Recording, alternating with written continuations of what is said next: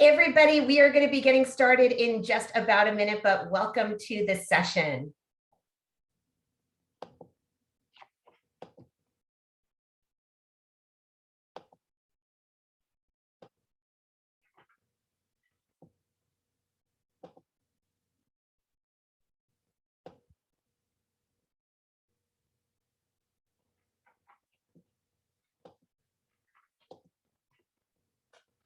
Leslie, would you like me to share the screen now so it's up? Yeah, that would be great. I will do that. Thank you.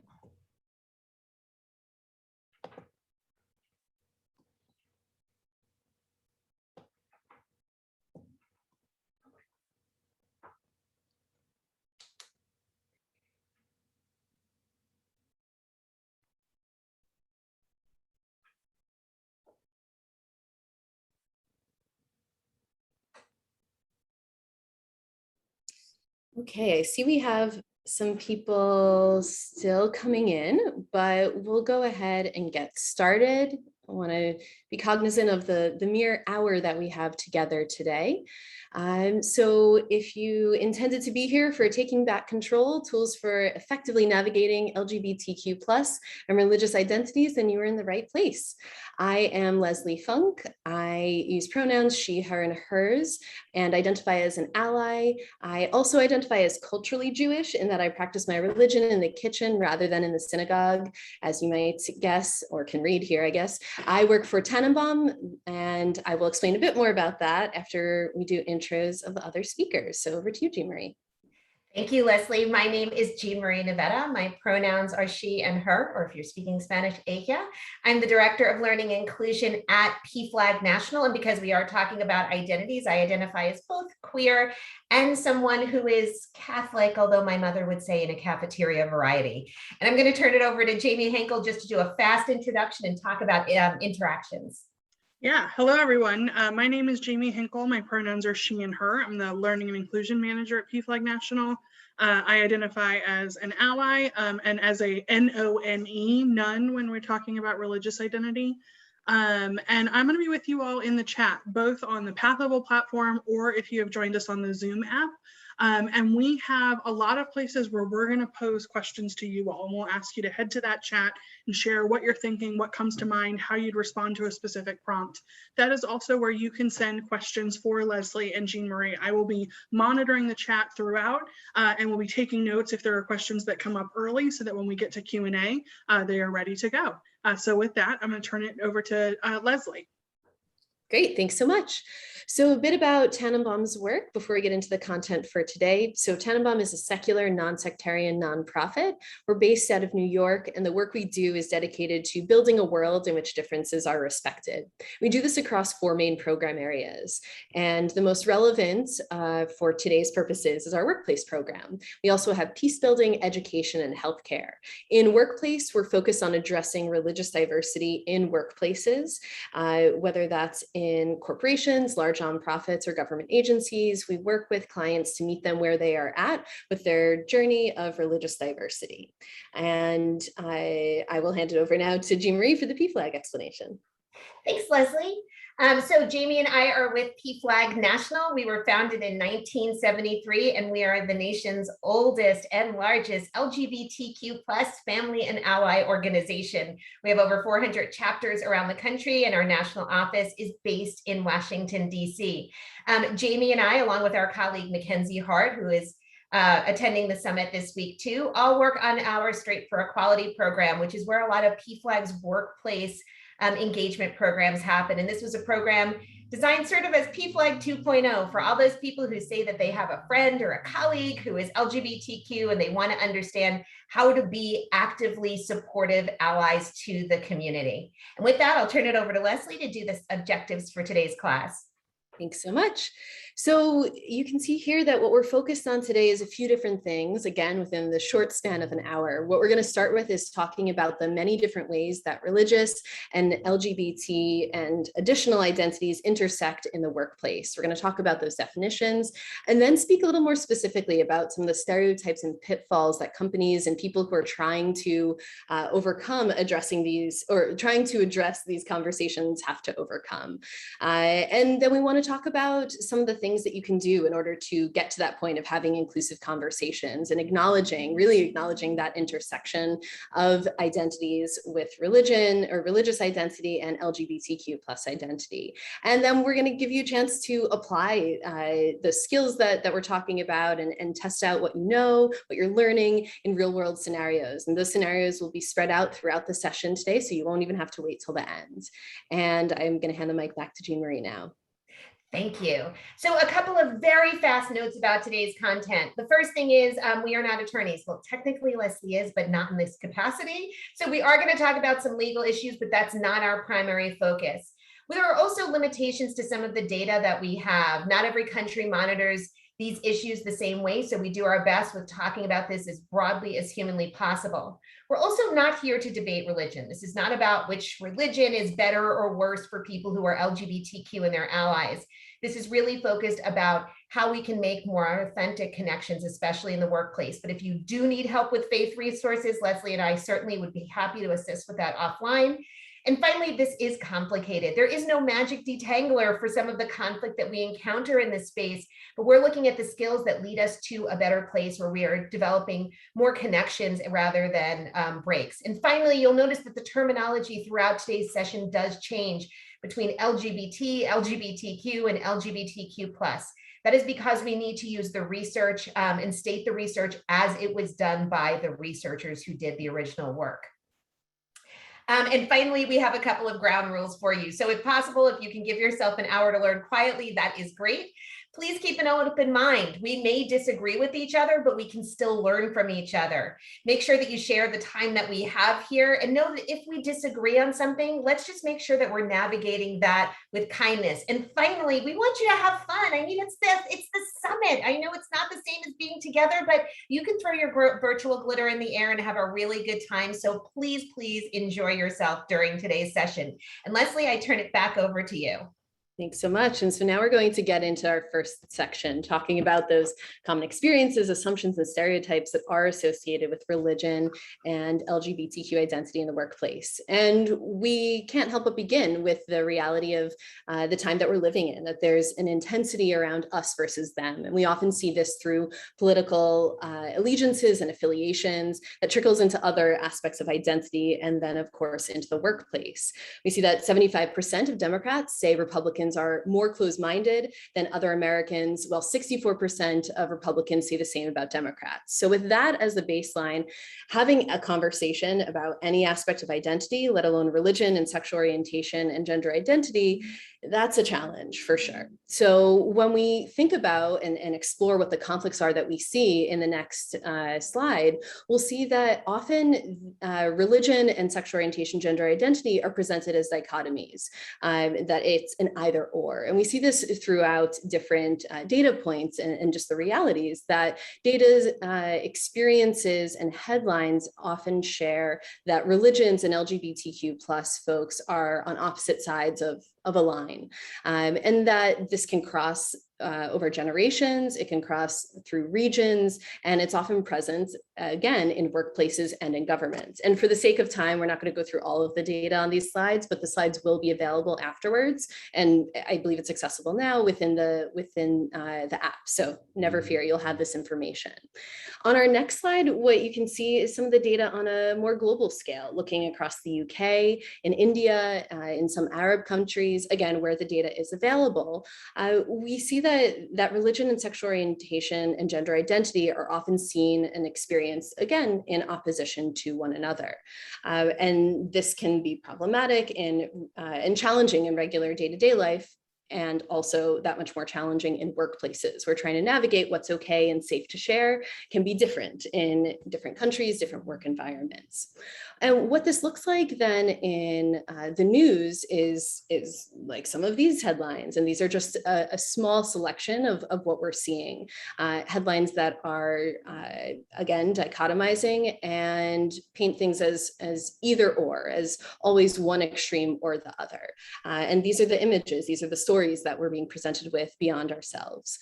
And I will hand it over to Jamie now for our first question. Jamie, your sound. I clicked the unmute button. I really did, I promise. It just didn't work.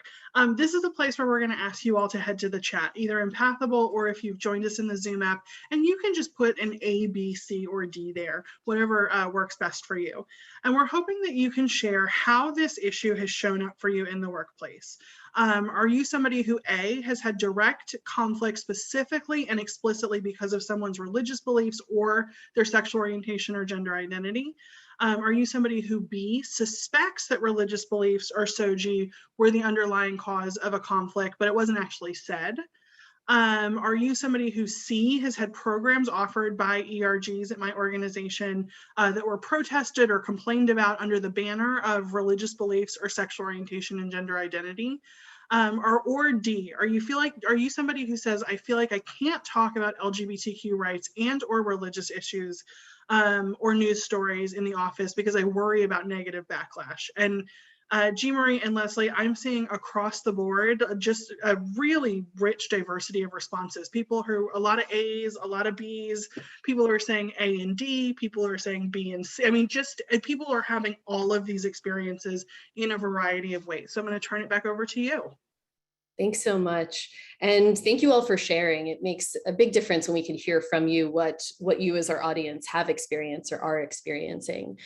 And so before we shift gears a little bit, what I do want to highlight here is that we're seeing some kind of a change, that non-LGBTQ worshipers are leaving their churches. And as recently as August, this data from Public Religion Research Institute found that there is a third of white evangelicals over the age of 50 who are in favor of same-sex marriage.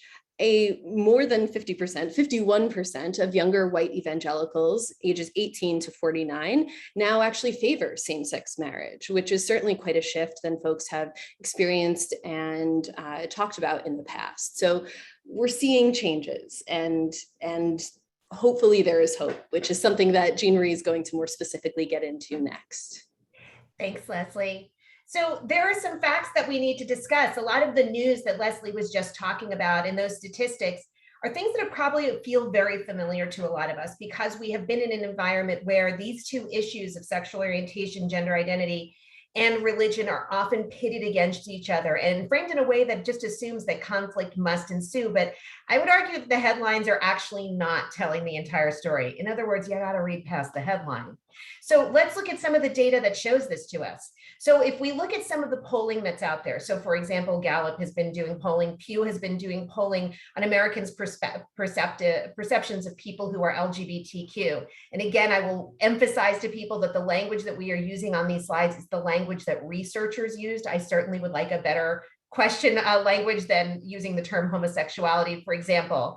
But as we start to look at different people who have different religious affiliations, we are seeing more and more and more people of faith saying that they are in fact accepting of people who are LGBTQ, sometimes in numbers that we don't necessarily even expect because those numbers are so much larger than what our headlines tend to say. And as we actually start looking outside of the United States, we have some data there from Stonewall UK, we are seeing that that is not just happening here in the US. But as we look back in America, we actually see that when we look at things like legislative change that is very pro-LGBTQ, we are starting to also see data that says that people of faith are largely favorable towards it, are very favorable towards things like the Equality Act, for example, very favorable towards non-discrimination legislation in general, even though that tends to not be the headline that people really get when we get into these discussions. Additionally, religious allies are becoming more visible, both in the LGBTQ and in that ally space. As we look around, we're seeing some really profound faith leaders who have been speaking out very powerfully and very assertively, I would also argue, people like William Barber, for example, about how it is their status as a person of faith that compels them to be more supportive of LGBTQ equality and certainly inclusion and better treatment of people who are LGBTQ. We are also seeing organizations forming all over the globe that are representing people of faith that are very LGBTQ affirming. And yet, these are not the stories that make the headlines. The stories that make the headlines are those of negativity and divisiveness. And it's also worth remembering this. When we have these conversations, we often sort of have them assuming that people who are LGBTQ are not also people of faith. But just looking here in the United States, there's actually a lot of research that demonstrates a significant portion of our community also identify as religious in one way or another. So often we are leaving individuals out of these conversations, or even worse, marginalizing them. We're often not getting to the conversation of the bias that exists in many LGBTQ spaces about people of faith, and particularly LGBTQ people of faith. There's research both here in the United States and abroad that says that lots of people who are LGBTQ and religious report they experience quite a bit of discrimination inside of their own community.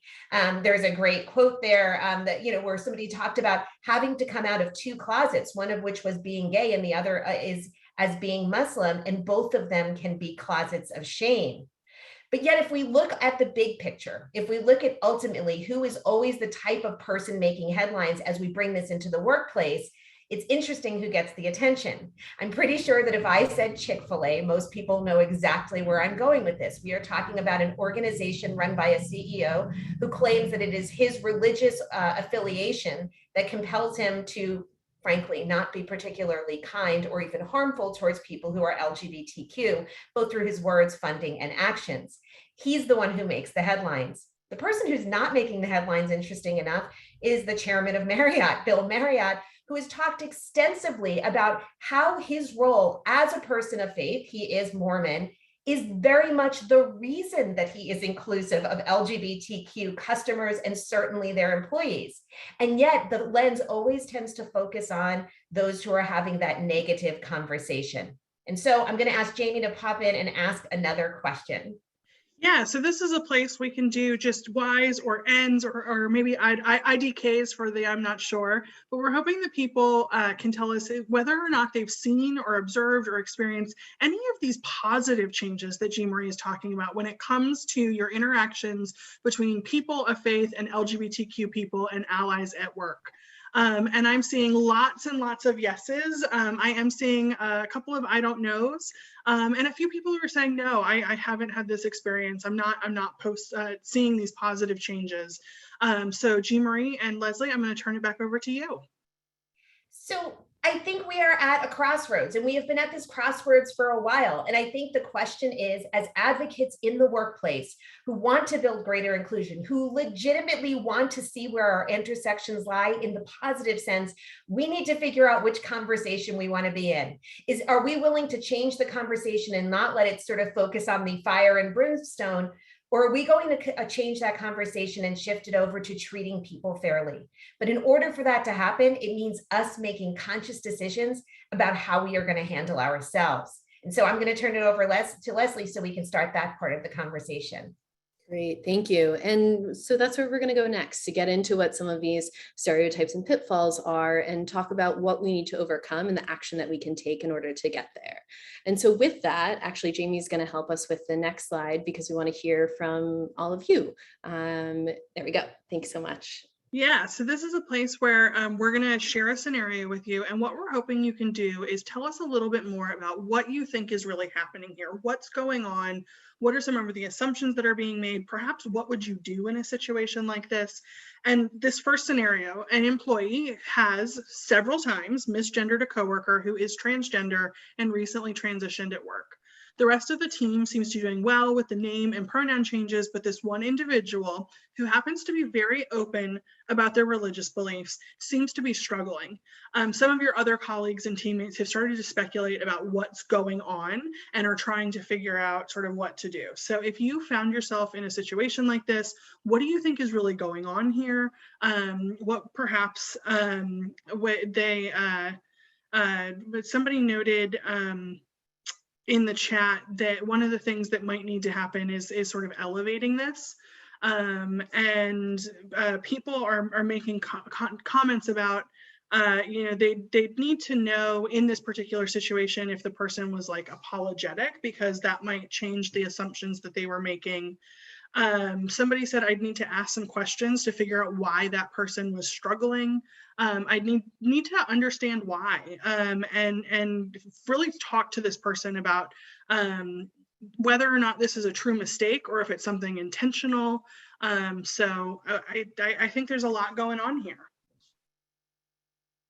And there often is quite a lot going on, and I appreciate again everyone sharing their perspective. And we bring this type of situation up to consider the possibilities that are rooted in perhaps religious rationale, and also to consider that what other issues might be going on. To consider any number of possibilities, right? And so in this situation, well, again, it could be rooted in reasons that are based and associated with religion. It could also be something related to concerns about figuring out how to do this, how to make this change, how to put this into action, not being used to doing so. And again, considering different possibilities, not as an excuse, but as consideration for all different possible situations, possible reasons that might be at play here. Yeah, and Jean Marie, is there anything you wanted to add on this? No, I think it's very interesting because I've actually been in a situation like this before, and I have heard people right away with a tendency to go to, well, it's because, she's a, Christian.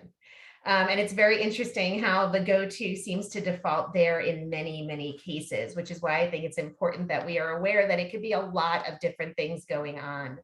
And so maybe we should get into that next question because it gets us a little closer to what we need to talk about next. Jamie?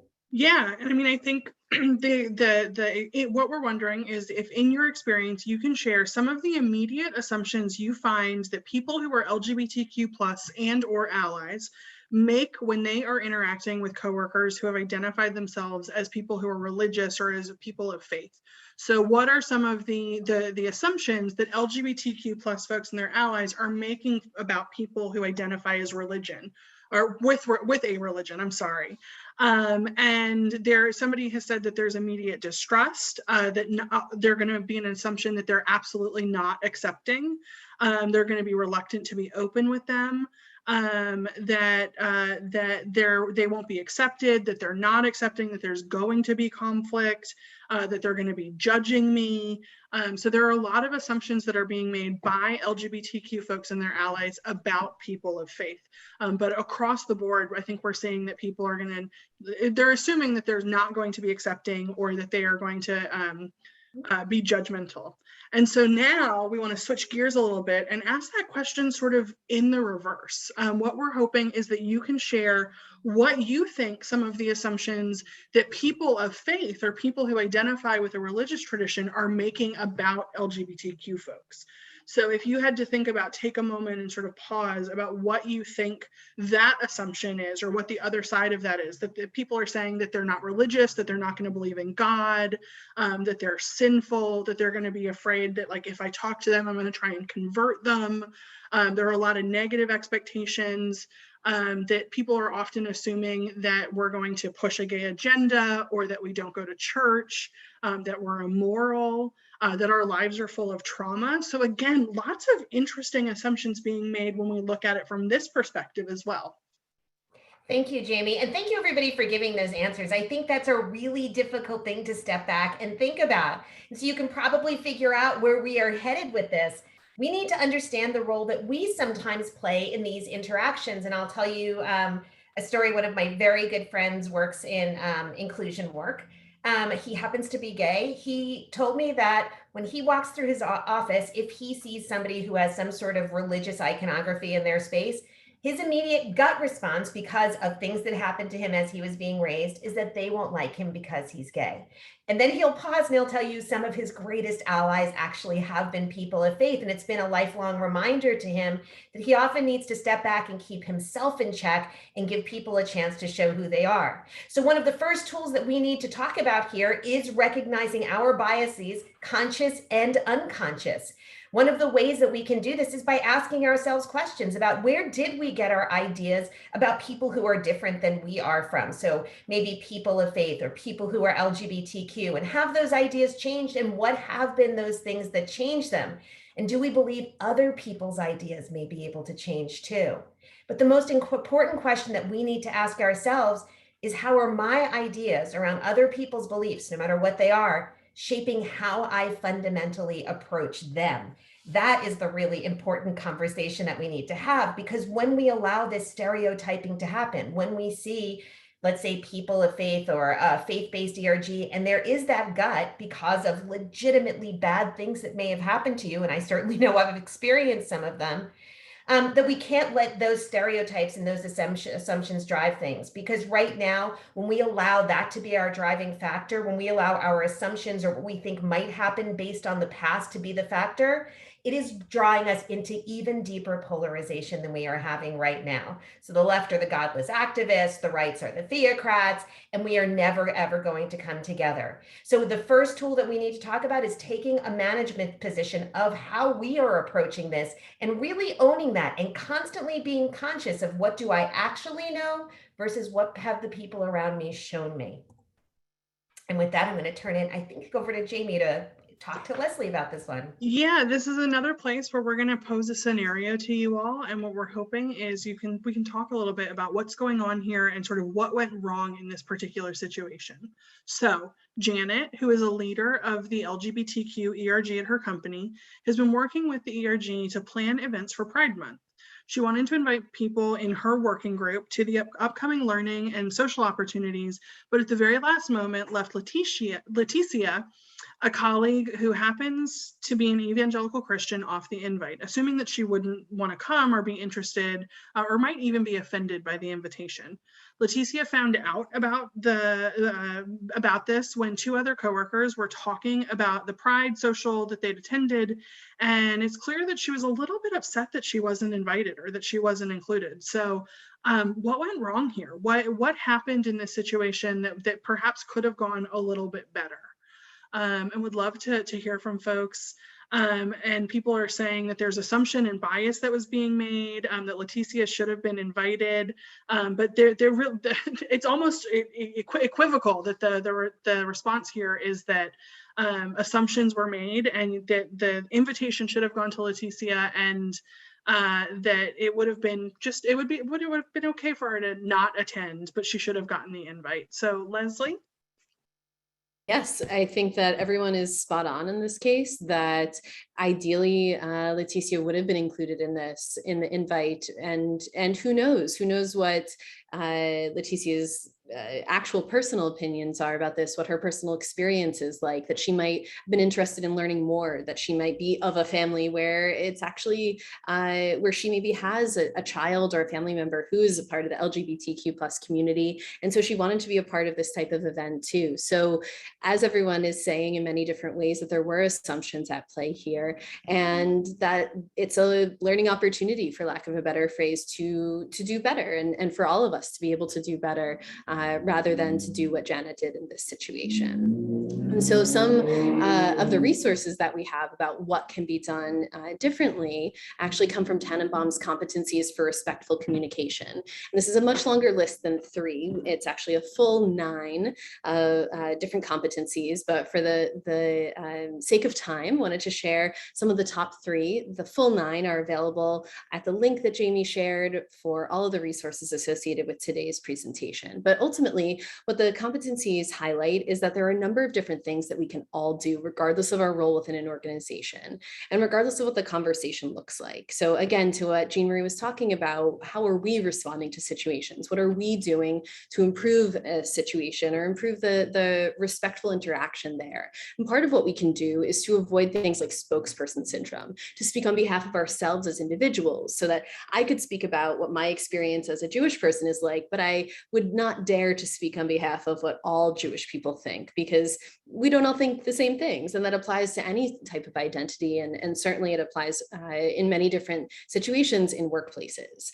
Also, many of you might be familiar with the golden rule that espouses treating others as you would like to be treated. But at Tannenbaum, we talk about the platinum rule, which is about treating other people as they wish to be treated, which can be a little tricky, because this idea is that respect looks different to each person. So in order to figure out what respect is and what respect looks like to someone else, it's a matter of asking or learning through time and learning through trial and error in some situations also, but recognizing that respect can be interpreted and used really in a different way to different folks. And considering that, it can hopefully provide some insight and give us pause to think before we interact with one another, before we make different choices about the right behavior to engage in with one another.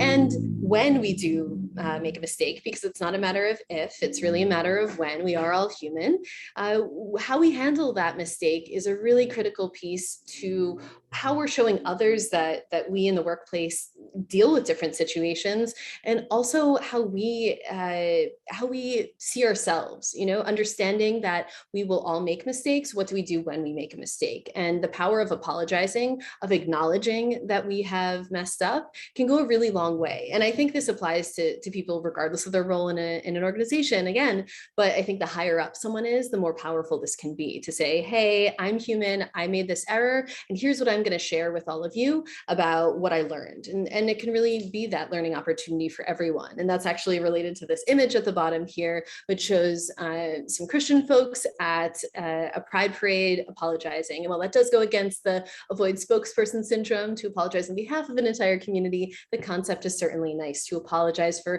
maybe what they as individuals had done in the past. So there are many different contexts in which this can be engaged in. And again, I encourage folks to take a look at the full 9 competencies for respectful communication. And Jamie's going to help us with another scenario that we're going to go through next. And I just have to jump in and say, I really encourage people to get those competencies. They are excellent, and they are also incredibly humbling when you start practicing them, and you will find your conversations sound different. It is really a great document. I'm sorry, Jamie. No, that is okay. So this is another place where we're going to pose a scenario to you all, and we'd love to hear if you can tell us what's really happening here. What's really going on. So Jax is an out trans man working as an engineer at a construction company. He lives and works in a state that is currently facing 2 anti-trans bills in the state legislature. His boss, Suzanne, belongs to a church that has been really vocal about its support for these bills, although she has never personally vocalized her support for said legislation. She does, however, frequently talk about her church and her activity there. Even though she's never done anything exclusionary or unkind, Jax has started wondering if Suzanne really accepts and supports him because of her affiliation with her church, to the point that he's starting to think about looking for a new job. So what we're hoping is that people can tell us a little bit more about what they think is going on here. What is happening? And we'll give people just a moment to think about that one. Somebody said that, again, we're seeing assumptions being made here, that Jax is not asking the question or communicating, and that there are assumptions being made, and that there's this gap of communication is making it so that they're not working well together. Somebody's also acknowledging, I can see why Jax would feel uncomfortable in this particular situation, that he's afraid that this person that he trusts and perhaps admires, or at least works with every day, is in support of legislation that would hurt him and his family. But a lot of people are saying that there are assumptions being made, that there is fear that is happening here, and that there's a lack of communication that's happening. Thank you, Jamie. And thank you, everybody, for participating. I really love these scenarios because they're complicated and there isn't one clear answer. And I think this is always a great reminder about that need to have these important conversations. So I think one of the other tools that we need to elevate at this point is moving conversations to a respectful space and knowing that there is a difference between belief and behavior. So when we're talking about beliefs, and I'm very much speaking about the workplace here, commenting on them, who you believe in, what you believe in terms of your religion is off limits. That is your belief. You are entitled to have those things.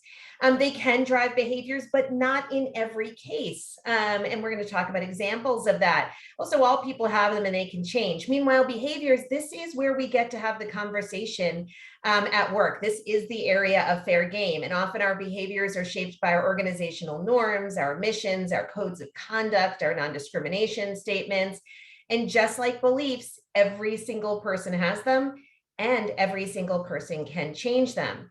So let me give you a case in point of where these two things, often we allow them to get conflated, and in doing so often marginalize or portray an entire community in one way. So Mormon teaching is not particularly affirming about the lives of people in same-sex relationships. However, research shows that 70% of people who are Mormon also believe that LGBTQ people should have non-discrimination protections. So belief and behavior are not always the same thing. So the question that I often ask myself and I ask others is, how can I use this? So perhaps a teaching is one thing, but people's experiences in the real world have led them to land on things like everyone should be treated with dignity, everybody should be free from discrimination, nobody should be afraid to be out at work. And I think often we just jump into our assumptions that because someone believes X, they must behave in a certain way. And it's time for us to start stepping back and pulling this apart. In fact, when I introduced myself, I said I identify as a cafeteria Catholic. It's because I know that some of the beliefs in the religion to which I adhere are not acceptable for me or not acceptable for anybody around me. It's not how I want to be. So I have some that diverge from the community that I belong to. But unless you actually had that conversation with me, you could very quickly write me off as somebody who probably would not be particularly friendly to certain issues. I'm going to ask Jamie to pop in again to do this conversation with us. Yep, this is another scenario, another complicated one. And what we're hoping is that you can tell us a little bit more about what's really going on here or what's happening here. During a team lunch, a conflict between Israel and Palestine came up in the discussion. William, an openly gay coworker, added the following comment. I really don't know much about this, but I do know that Muslims hate gay people and that they're very good on this in Israel, so I could never support Palestine. A colleague who happens to be Muslim, although not observant, is so upset by the remark that she actually leaves the table during this team lunch. So what just happened here? What's going on? What has happened that has caused this pretty chaotic and upsetting situation? Somebody said, oof, so many assumptions. A lot of assumptions that are happening here. William is being biased in this particular situation. There is an assumption being made that all people who are Muslim are going to be anti-gay. Somebody is said this might just be somebody who doesn't really have a filter, but there's some stereotyping here. There are assumptions being made, and that this really is an anti-Muslim sentiment that's being shared in a way that's not at all productive. So Jean Marie, I'm going to turn it back over to you and Leslie. And Leslie, I'm turning it back to you. Perfect. I accept. So this is definitely a big topic lately in the work that we're doing in religious diversity, and it shows up across different identities like this. And the assumptions go in many different directions. There's a lot of talk I see in the chat about anti-Muslim bias, and also what assumptions are being made that could be positive, but also not fully representative of the truth, which gets things extra complicated because that's the work that we do. That space of extra complication is basically the focus of our presentation today. And so on the next slide, we're getting into what you can do at this point in order to take action, in order to move from here. And the hope and the plan at this point really that we have for all of you is to look for those experienced voices to help you with dialogue. So to recognize that these are complicated conversations, whether you're talking about religious diversity or sexual orientation, gender identity, and then when we bring them together, like I said, it's that extra complicated space. But there are ways to have these conversations and are ways to broach these subjects in the workplace. And part of it involves understanding where to look. So some of that is connecting with organizations that can support you and colleagues, your workplace, and having these conversations and providing that leadership as experts in this space. And we're not just talking about PFLAG and Tannenbaum, but of course, largely that's who we mean. There are also individual change makers out there, whether you see them on LinkedIn or YouTube, other spaces around, folks who are really at the forefront of leading these dialogues and leading the change that we see incrementally in some cases happening. What can we each learn from them, and how can we bring those learnings into the spaces where we're present? And what are the resources to turn to? Not just the organizations, but where's the content? Where are the facts that we can each use in order to support one another as allies, as community members in supporting the reality and the challenging experiences that sometimes exist for folks of LGBTQ plus identities and or religious identities as well. So these are some of the general guidelines. And the other thing to keep in mind is that there are also LGBTQ plus inclusive resources that are religious organizations out there. And this is just a small selection of actually the many organizations that exist on a global scale. So we encourage you to take a look into these. Again, the slide deck will be available afterwards for you to Google all of them. And they exist and they can be helpful to each of you, to colleagues, to friends, to even just know that they exist in this virtual world that we're living in. And when we get to be back in the real world as well. And so with that, I will hand it to Jean Marie, I believe. I just muted myself, which was everybody's dream, to be able to mute me. Jamie, you're doing this question. I am. So this is a place, I think this will be a quick and easy question, and we're probably going to hear lots of different things, but we're hoping that people can share an example of a hot button that they personally have when it comes to this conversation about religion and sexual orientation and gender identity. So something that typically makes you react really strongly and in a bad way. Personal example, the word lifestyle. It like the back of my neck gets hot. Everything about that word is a trigger for me. It is a hot button. Somebody has agreed with me in the chat, and the idea, the statement, hate the sinner, love the sin, or the other way, I said that backwards. Love the sinner, hate the sin. Somebody said the word lifestyle again has come up. It's in the Bible. I'm a Christian. I'll pray for you. Lots and lots of things. People saying I'll pray for you or I'm praying for you can be triggers and hot buttons for people. So turning it back to you all. Thank you. We asked that question for a really specific reason. We know that there are things in our lives that just make us react badly. Jamie described hers with lifestyle. Mine is when I hear the hate the sin, love the sinner, and I just want to start screaming, do you realize what you just did? It is very, very difficult. But as we talk about tools that make us better when we have these conversations and find ourselves in these situations, this is one of those ones that I feel like is a continuation of understanding our own personal biases, understanding what those things are that may come up in these conversations that tend to make us react badly, and sometimes even put us in a place where we literally cannot hear anything else that is being said. So in my example, when I hear that hate the sin thing, I begin shutting down, and you may have said the most profound thing right after that, but I can't hear it. So the only way for me to change that is I can't control what the other person is saying. I can control what I'm going to do when I hear that. So we need to spend some time as we get into this work, identifying what our hot buttons are and understanding why, because many of those are because we have experienced religious-based trauma. But then we need to have a plan for how we respond when they get pushed. So I know that when somebody says that line to me, I actually step back and I say, listen, I know you didn't mean to say anything that felt harmful or made me feel bad, but here's what happens when I hear that. And I try my best to explain it to people calmly, rather than yell, rather than storm away, rather than shut down. And in my experience, that has often been a light bulb on moment for people because they had no idea that what they were doing was in fact causing harm. And sometimes it's about helping them find other ways to have these conversations. So we need to help people see them too. Lots of people had no idea, for example, about the word lifestyle. How can we be better when we get into those discussions to actually advance them rather than completely shutting them down? And in the process, you might actually create another ally. I'll turn this to Jamie and then it's for Leslie's discussion. Yeah, absolutely. This is a place where we're going to really start talking about sort of the work that we can do beyond this. So what we're hoping is that folks will be able to share an issue that you could envision or you could think about an LGBTQ plus ERG and a faith-based ERG working on together.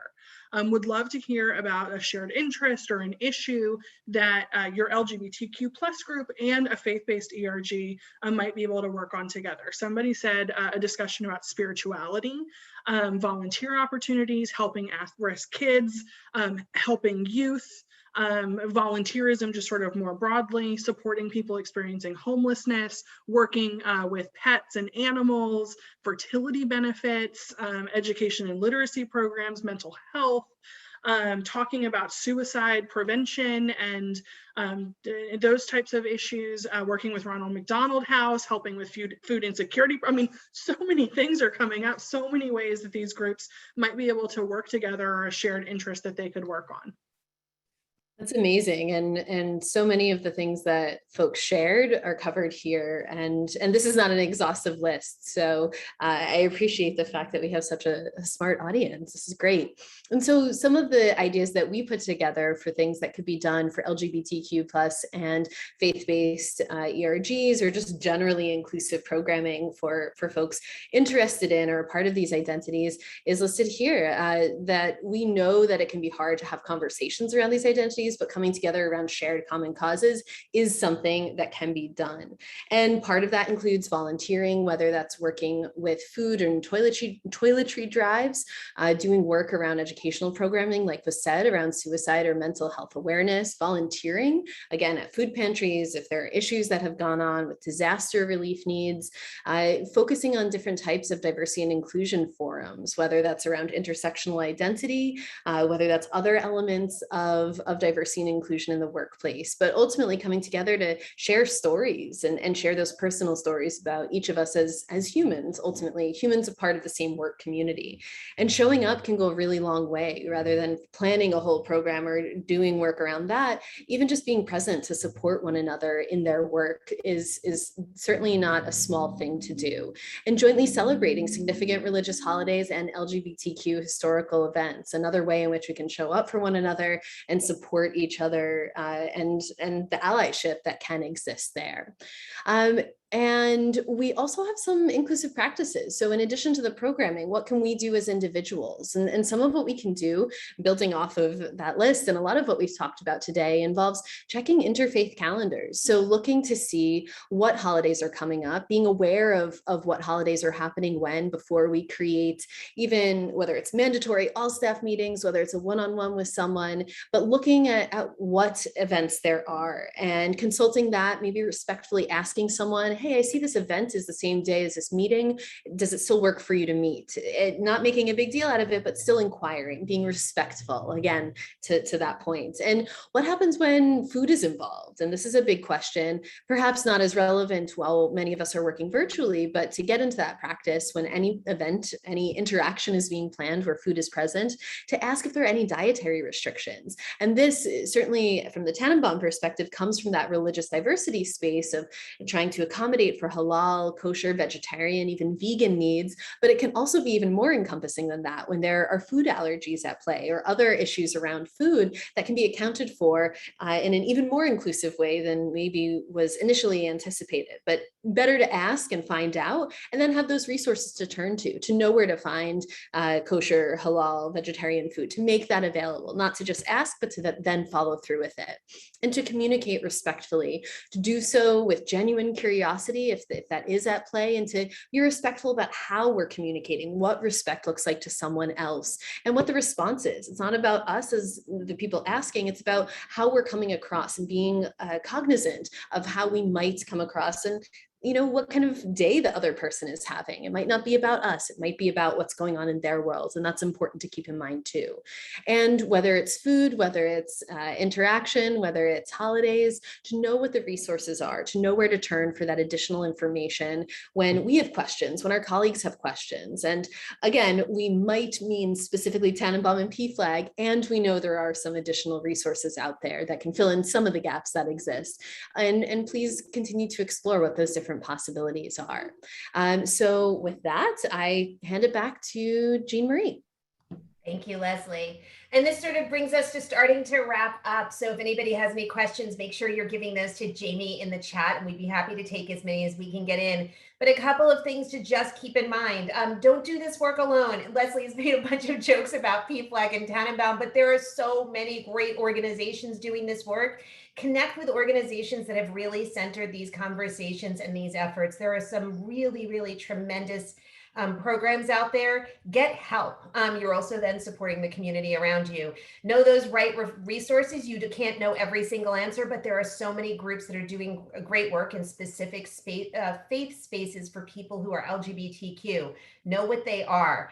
Pay attention to those change makers. Some of those people who are making the news for their work in this space really have amazing ways of leading these discussions. Learn from them, listen to them, understand what they're doing, and see how it's different than what you've seen in the past, and try something new. Break that either or. This is one of my biggest ones. People should never have to decide between being LGBTQ or a great ally or a person of faith. That is not fair. Everyone can be both of those things if they so choose to be that. And it is up to us to create the spaces for that to happen in all different kinds of areas. Although we are really focusing on this LGBTQ one today. And finally, know that often progress depends on you. It depends on me. It depends on how we do this every single day, the way we have those conversations, the way we extend respect and grace or don't. And those things are remembered. So know that your changes have a big influence on the way this discussion looks. And I'm just going to emphasize something that Leslie has said a few times too. This is complicated. I think many people think there is a perfect balance that we can find, but we are balancing so many different issues and identities and past experiences and political landscapes. So no, this takes a lot of conversations, but in many ways, that's what makes this so very exciting and such great work to do.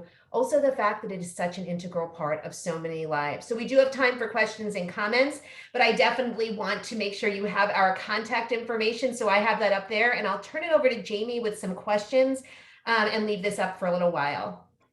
Yeah, we did have a number of questions that came up throughout the presentation. And Jean Marie, the first one that I want to talk about, there were a number of people who mentioned in the chat some very real trauma around this intersection of their identity as a queer person and religion. A number of people acknowledged that they were victims of conversion therapy, that they've had really negative experiences with their own immediate families or with extended families who make that, we love you, but we can't condone your lifestyle kind of comments. What do you and Leslie both recommend to acknowledge that very real trauma that may be sort of hindering these conversations around these intersections for people? I'm actually really glad people asked that, because that is real. And I think I want to say a few things about it, but I want to hear from Leslie too, because we sort of represent the queer and the ally side of this conversation in many respects. As somebody who did experience that trauma, I was not a victim of conversion therapy, but I was thrown out of college for being gay. It's hard. It's really, really difficult. And many of us do not recover from that trauma. So my first thing is recognize what your limitations are. And limitations do not mean that you are lesser, and it does not mean you're not a great advocate. It just means there are things that you can do safely, and there are things that you can do that are likely to re-traumatize you, and know where your boundaries are. And if you can't do some of those things, support the people who are able to do them. But also recognize that there are also ways for us to get help. I think some of the greatest lifelines I have found as a person of faith are in those LGBTQ faith spaces, spaces where I could be with other Catholics, or I've also attended Episcopal churches too, where I was affirmed. And it really reminded me that the issues that I had were because of people and not, and I'm going to speak for myself, because of God. And it was a great reminder of that. But know that you do not have to do this work. But if you are able to, also use this as an opportunity, if you can, to educate people about what happens. I don't think people understand what religious-based violence looks like. And when they finally hear those stories, I believe it does change hearts and minds. And there's great resources out there in films that we can now show to help people get there. But Leslie, I'd love to hear what your comments are on that. Yeah, so part of what I would say, I think, is ultimately a reiteration of what you're saying, Jean Marie. This importance of recognizing one's own boundaries and not pushing, not saying, well, in the name of diversity and inclusion, I need to put myself in this space that really makes me feel uncomfortable. And if you're ready ever, do it. If not, don't do it. You need to take care of yourself, certainly before anyone else, and before you overextend yourself. And I think there's it might be a cliche to say that there's power in those boundaries, but I don't think it can be said enough also. And one of the other things that I feel like I've heard a lot from folks within the LGBTQ plus community, and that I identify with from a different perspective that I think could be helpful here, is as someone who, although I am an ally, and my skin in the game with this is as someone who's Jewish and grew up in a very non-Jewish area of Massachusetts. And what my family and I did there was we created our family. We created our extended family, and that chosen family, again, like it might be a phrase that's thrown around, but I do think there's great power in that. Find the people who support you, bring them into the fold of what's important to you. Like I talked about, being Jewish for me it's a cultural thing. It's all about the food. It's all about what am I making in my kitchen and what can I share with you, because you make my food taste better, because you're the people I choose to share it with.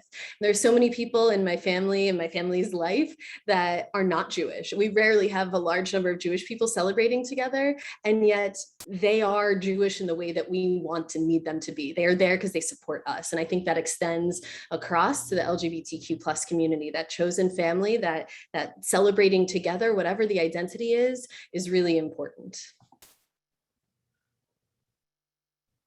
Jamie? Oh, goodness gracious. Goodness gracious. Okay, so another question that came up in a variety of different ways. People were wondering if you have any specific recommendations for creating conversation around this intersection when you do have people who have sort of shut it down altogether because talking about sexual orientation and gender identity is uncomfortable, or because you have people who are outright being sort of hateful and spiteful and mean and using their religion to defend that. Like, how do you create conversation about this intersection in those times when people are trying to avoid it? I'll sort of start with this because I know that we both have sort of different ways that we approach it, although I think they're really complementary. One of the biggest lessons that I've learned in research is really bearing this out, is when you talk about the damage that is done, it has a profound effect on people. A lot of people don't necessarily understand what is happening when we talk about the trauma that is inflicted. And yet when they show, we're able to show some of the films, for example, about conversion therapy and what it has done to people's lives and to people's religious lives, I think there is an enormous amount of compassion that can be found. It literally is one of those lifting the veils for people. They have no idea. I would just want to be really clear. I do think there are people who will never move on this. And I do believe that there are people who do wish us harm and will do harmful things to us.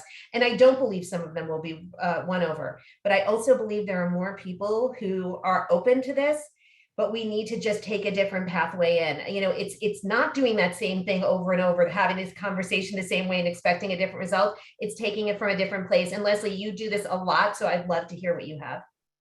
Thank you. Yeah. And I always love hearing your perspective in this, Jean Marie. And I feel like we each have a different track where you're like, okay, let's have the conversation. Let's do it. Let's get in the messy bit. And I'm like, oh, no. Like, let's not, maybe we don't have to, but I think that there's power in also what those one-on-one conversations can be like. So it's one thing to stand in front of an audience like we do and say, here's how to do this. And that's great. And that can sometimes work. But speaking to people, individuals, and engaging in that person-to-person dialogue, I think is a really critical component that it can be a really heavy burden to bear to engage in it. But if you are committed to the relationship, if you feel like the person you're communicating with has that ability to, or willingness really to hear you, then it's something to try. It's something to kind of feel out to see if it's worth having that conversation.